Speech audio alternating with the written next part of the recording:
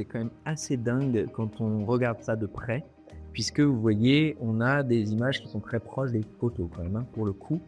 Si on regarde la proposition de Midjourney, bon, c'est très beau aussi, mais on est quand même dans quelque chose, voilà, voilà, très très précis sur l'outil Google. Si on fait la comparaison entre les deux, bah au final on peut même, vous voyez, changer. Il me trouve un moyen de me faire des filtres avec les mots-clés, mais la comparaison serait peut-être pas forcément à l'avantage de Midjourney à l'heure actuelle. Si je lui demande de me remouliner le tout, cette fois-ci, vous voyez, on a une autre proposition au lever de soleil cette fois-ci et non pas au coucher de soleil. Autre exemple avec un homme jeune dans un bar,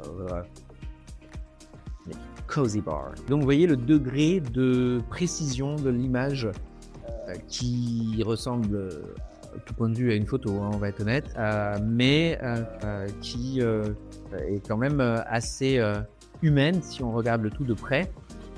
Et l'IA se débrouille quand même très très bien. Donc là pour le coup, même si j'ai avancé un petit peu la génération d'images parce que forcément je voulais montrer les résultats avant tout, on est assez surpris et bluffé par le résultat parce qu'il y a un côté très très réaliste qui peut donner donc à Imagen 3 quand même le fait de se dire waouh, quand je fais la comparaison avec Midjourney comme vous pouvez voir ici, ça n'est pas du tout la même chose.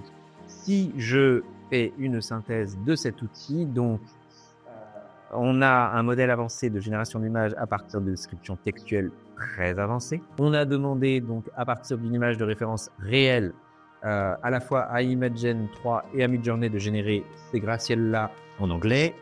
Les résultats sont quand même très très intéressants à analyser à partir d'un simple et même prompt, hein, pour le coup.